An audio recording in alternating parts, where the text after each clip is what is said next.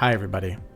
I hope you're having a great day. I hope you're having a wonderful time doing whatever it is you're doing. I hope things are very positive for you and going in a great way. I don't like the new War Machine at all. I think the text is wrong. I think the card effect is wrong. I've always thought it works improperly, but it was an overhyped card that died pretty quickly. And so I didn't have to really worry about that. I never voiced any opinions on this because it's just, I'm not going to complain too much about like an underused card. When War Machine first came out, there was speculation of what exactly does this mean that nothing can stop you from playing your cards anywhere. And this is my argument to why War Machine isn't working the way that it's supposed to. Before it came out, it was the speculation of what exactly does this mean? It says nothing can stop you from playing cards anywhere. So it seemed pretty spot on and accurate that this means that places like Sanctum Sanctorum, a flooded location from Storm, nothing can stop you from playing cards at a location. That any restrictions on that location will be okay, and you can just keep playing past that. Right? Nothing can stop you from doing that. If you put Ebony Maw down and then you play War Machine, you can play on the Ebony Maw location because Ebony Maw prevents you from playing cards at that location, and War Machine is saying, no, you can play cards anywhere until the end of next turn. Right? People didn't know if that meant that you didn't have to pay attention to the restrictions on cards, like what you need to do in order to actually play these cards. And that's where I'm so surprised that they made this ongoing change to War Machine. In the last two patches ago, they changed Taskmaster from a 5 cost to a 6 cost because they said there's absolute like game breaking thing that's going to happen with Taskmaster if he's a 5 cost card and he needs to be changed to a 6 cost preemptively. We're not going to wait for that. We're just going to do that. Right? War Machine, I don't know how they missed out on this Storm, War Machine, Legion combo. I don't get it. It's an absolutely ridiculous thing. Is it counterable? Yes. Yes, it's very counterable. But only really if you have tech cards in the way of it. But generally, War Machine right now, I don't think is good. And I mean, I don't think he's good for the game. He should be changed to location restrictions cannot prevent you from playing a card at a location. When you go and you have these crazy cards like Infinite, where it's just 20 power and you don't have to worry about that. You play War Machine on 4 and then you could just do whatever you want on turn 5, and then on turn 6 just bam, I'm gonna drop this 20 power card just anywhere. I know that some of these games can get absolutely insane with their power. You can go against like a Tribunal deck where you would get like the 7 million power, or the Symbiote Zola Black Panther deck, and just pump out absolutely crazy numbers. Right? You can totally do that. But this just is a crazy lockout, and it's not good for the game. And I don't know how Second Dinner or why Second Dinner actually let this go through. Looking at what their notes say is many players noted that the new activate keyword had the potential to benefit War Machine. We also thought this might be true, but it turned out that even at 3-5, War Machine wasn't quite as effective as one would hope. Our card that packs most of its punch leading into turn 6 isn't an ideal home for activate, so we're going with the backup plan here, changing the on reveal to an ongoing. So why did I bring up Taskmaster before? So Taskmaster was a problem that was going to be happening with a specific card combination, one specific card combination that the notes made it sound like. If you guys hear snoring in the background, it's him. Not to make him feel bad, but he has very cute snores. So the more cards that are going to be coming out, they're having restrictions on to play cards is just like it's needed to help balance the power of some cards. You know, you bring out him on 4 and then there's nothing stopping you from playing like Cull Obsidian, who needs a 1 cost card at something. It's a 4/10. There's nothing stopping you from playing Crossbones somewhere, Infinite. On War Machine, to me, for the future of the game, the benefit of the future of the game needs to be, so like nothing can stop you from playing cards anywhere. It needs to be specifically set to location restrictions do not affect you. There's nothing in here that says like there's nothing stopping you from playing cards, because that's what he's doing. It's not location based. It's you're playing whatever you want, with regardless of what the restrictions are, anywhere. And it being ongoing, so it's continuous, just makes it even worse. All right, let's talk about what this board is setting up. This Space Stone says ongoing, nothing can stop you from playing or moving Thanos. Okay, so according to the way that War Machine is worded, well, why can't I just move Thanos next turn? I mean, it makes sense, doesn't it? Right? That I should be able to just move Thanos, because nothing's stopping me from moving Thanos. But I can't move Thanos. It's very specific. It says nothing can stop me. Where are you? There you go. Nothing can stop me. Nothing can stop you from playing or moving Thanos. Nothing. But why can't I move Thanos right now? And this is the exact same reason why the wording on War Machine doesn't make sense for what War Machine does.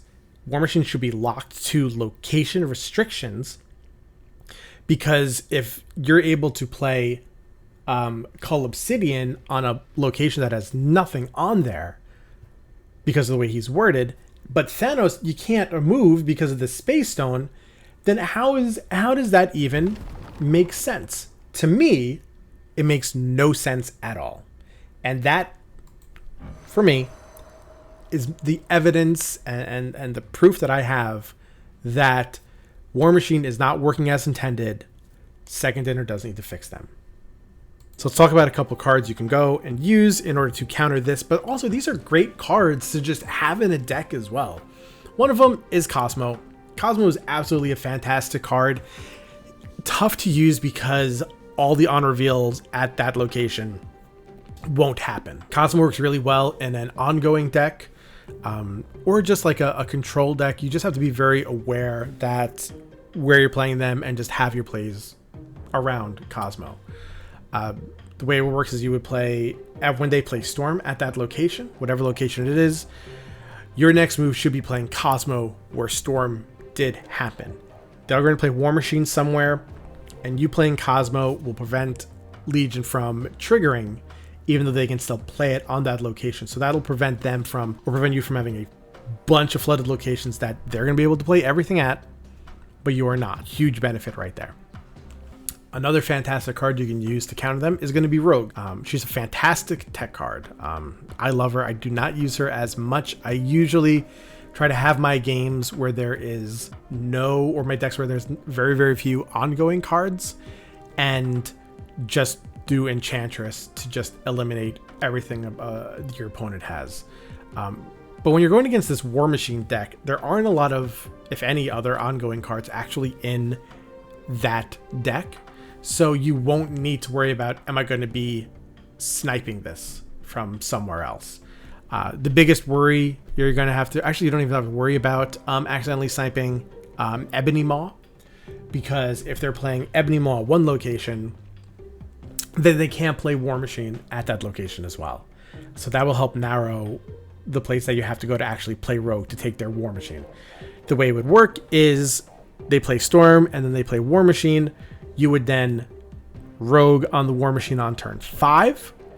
They would play Legion on the flooded location. You'd be able to play at all those locations and your opponent wouldn't.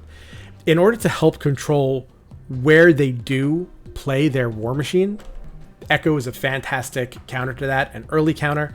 Echo is one of those cards where you almost kind of don't want to play her on turn 1. You want to feel out where your opponent is actually playing cards, but if you're trying to limit where they're going to be playing their ongoing cards, if they are going against a War Machine deck, and even if you don't know that it's a War Machine deck, you play Echo at that location, then that will limit where exactly they'll be able to go and play their War Machine to help you out a little bit later on. When it comes to how good these counter cards are, I think, and there's going to be one more counter card that I really suggest. Echo is probably at the bottom of the 4. Above that, I think, is Cosmo. Above that is going to be Rogue. Rogue is going to be number one for like the best type of counter. And all these cards I think are fantastic. Just have maybe like one or two splashed into your decks if you can afford to have that done. Now the next card I absolutely love. It is truly fantastic. And it's Quake. Quake is ridiculous. I love her. She is just such a game-winning card ever since they changed how she works, where you can then you know what she's going to be turning into, right? You know what exactly she's moving. Even before with her before things where it's just like swap the positions of all the locations, right? That would still be effective against this. But the amount of games that I've actually won with Quake on turn 6, just swapping locations is absolutely insane. Quake is one of my absolute favorite cards in this game. I use the neon border on her. I think she's fantastic. If you are looking for just a card to put in your deck, and it's a 2-cost card, so you'll be able to do this at so many different places. Now, the reason why she's not as good as Rogue is it's going to be depending on priority. So if your opponent has priority on turn 5, then Quake isn't going to do anything because all you're going to be doing is swapping flooded locations. But if you are able to, or you're able to have priority, and you know, or you get that good feeling that they're going to Legion on the flooded location, just play Quake on a different one, and then everything will be this brand new location, right? Guys, that's it for me right now. I would have loved to have some gameplay of working with Quake, working with Rogue, things like that. But unfortunately for the hours I've played today, and not too many hours, probably like 3 hours I've played today, I have gone against that deck once. It was just early in the morning, and the 2 hours that I tried to record gameplay about it, I did not come across this deck once. I deleted the footage. I didn't want to just hold on to it because there weren't any like amazing plays. But trust me, guys, Quake is a fantastic card. This deck is also a ton of fun if you want to take a look at it. It has definitely been growing. I was able to get from the 70s to the 90s pretty easily with this deck. It doesn't do good in high 90s. There's just so many big numbers that it's very hard to compete. But when it comes to like a really fun lockdown type of deck, Shadow King, absolute banger. Quake, super banger. Both of these cards, insane. Let me know what you guys think about everything. I really appreciate your feedback. I appreciate any likes, subscriptions, everything. I really do. Let's hope this War Machine thing changes. And let's just see what happens in the next coming days. All right, guys? Have a good day. I'll see you guys next time.